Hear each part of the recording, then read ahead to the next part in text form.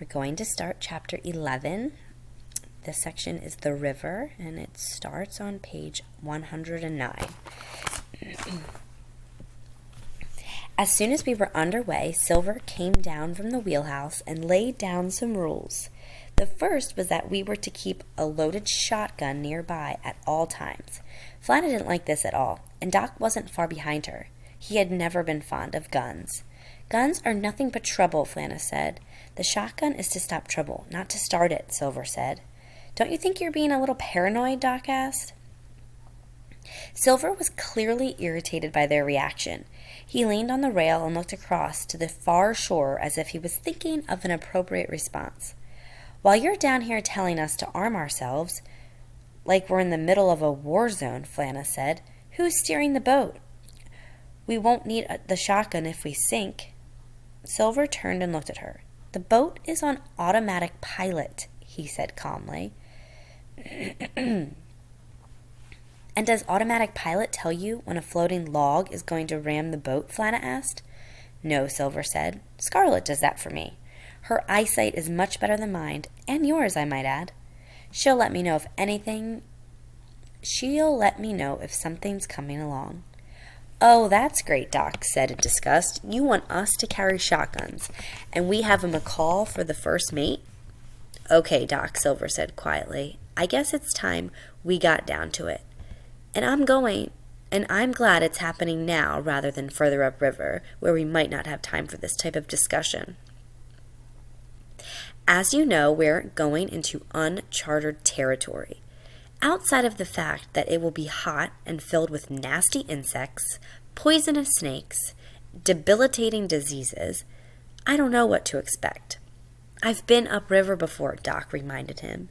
That was a long time ago, Dr. Lanza. Things have changed a great deal.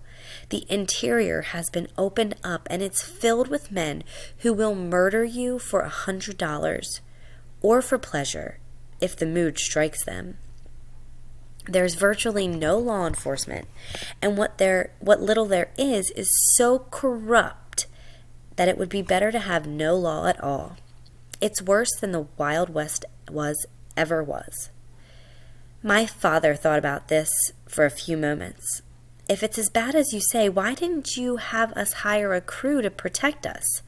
Because that's the worst thing we could possibly do, Silver said.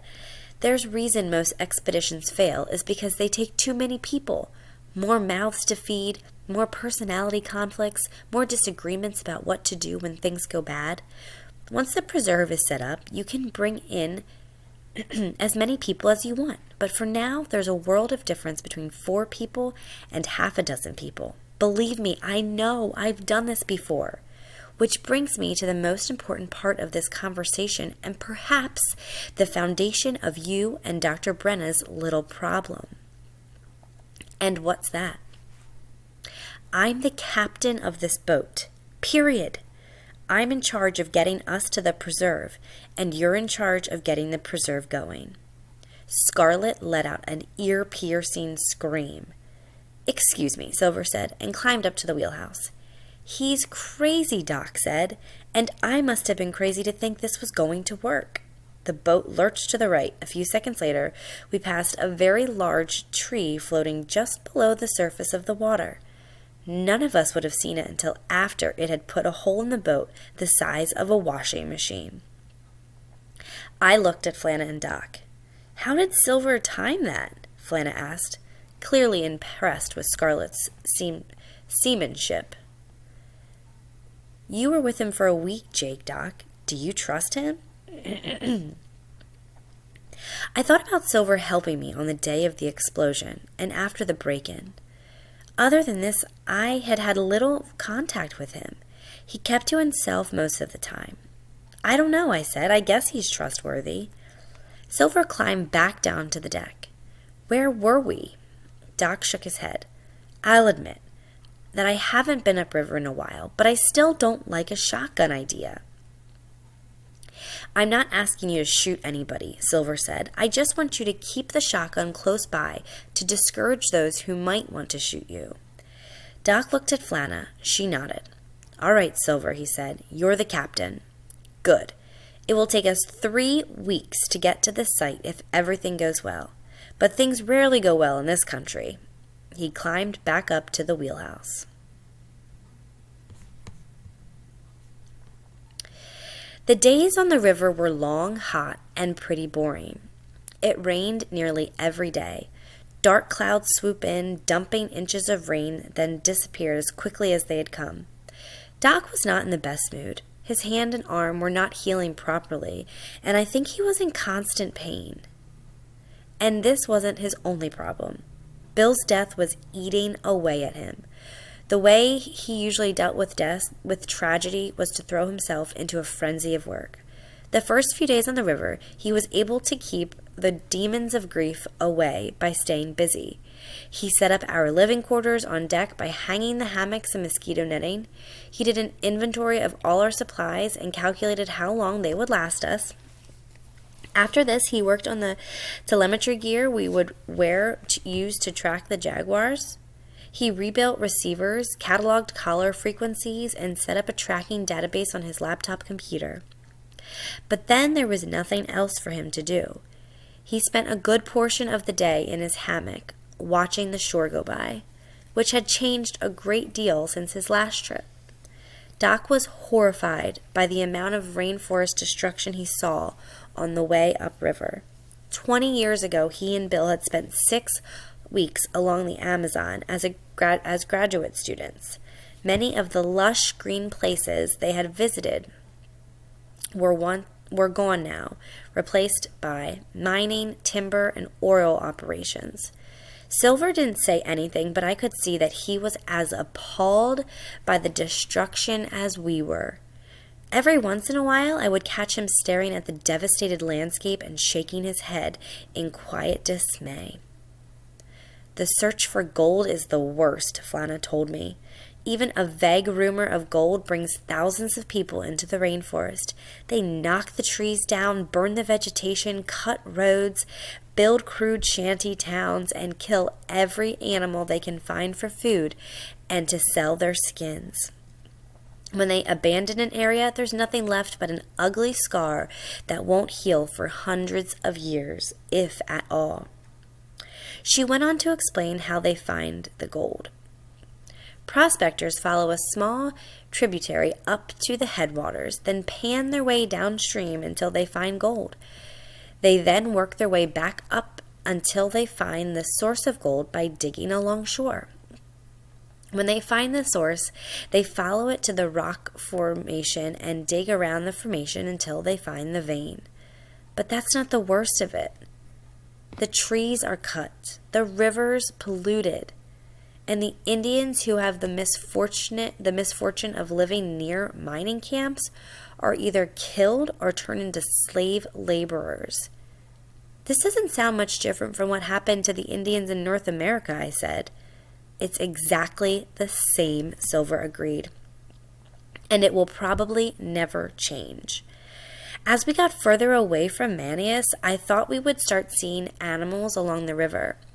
But about the only animals we saw were vultures roosting in their trees near the shanty towns. Every few days we made a brief stop at a fuel barge to refill the Tito's gas tanks. Silver said that when we got further upriver, fuel would be harder to find and much more expensive. There were a lot of other boats on the river besides ours, barges with ramshackled houses built on them like floating villages, small fishing boats, large supply boats, ferries carrying travelers, floating brothels that moved prostitutes from one town to the next, and produce boats that carried fruits, vegetables, meats, and fresh eggs from their on-board chicken coops. There were also patrol boats, which stopped us several times to check our passports and make certain that our expedition permit was in order. Sometimes the patrols were stationed at a fuel barge, and they checked us out when we came in to fill up. Other times they made us stop in mid-river, much to Silver's irritation. We would have to head towards the shore to throw the anchors out. The officers came aboard and looked through everything we had under Silver's ever watchful eye. Flana said They had started the permit system to stop foreigners from plundering the rainforest without giving anything back to the country. Silver's opinion was that the government officials used the permits as a way of making sure they got a cut of the action before people left town with these goods. During the day, Silver kept the boat moving up the middle of the river. Doc offered to take over the helm so Silver could rest, but Silver told him that he and Scarlet had everything under control. Towards evening, he would find a good spot about 30 feet from shore and throw out the anchors. We stayed away from shore to keep the insects from eating us alive. When we anchored for the evening, we'd go for a swim, then Flana and Doc would slather themselves with insect repellent and take Silver's inflatable Zodiac to shore to look around. Silver didn't like the idea, but they reached a compromise by agreeing to take the shotgun with them. I went with them a couple of times, but stopped when it dawned on me that they might want to be alone with each other.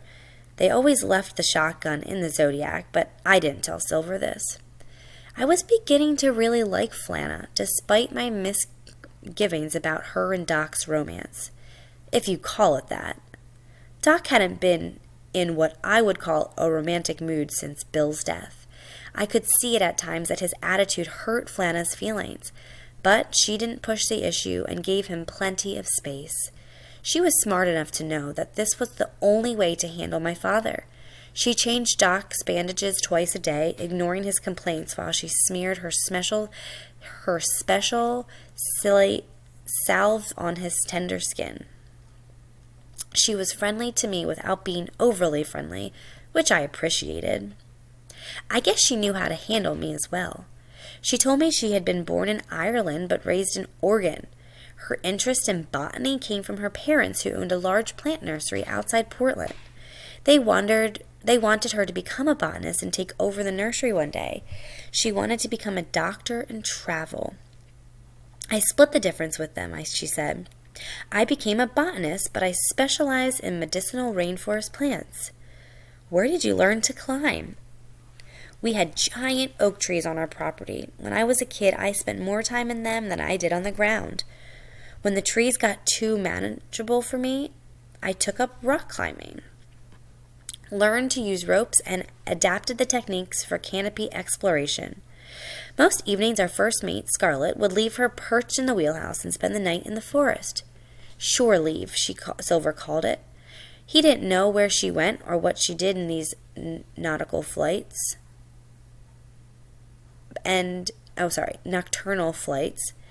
he didn't care as long as she was back before sunrise. And sober, he added. He and Scarlet had been mates for 10 years.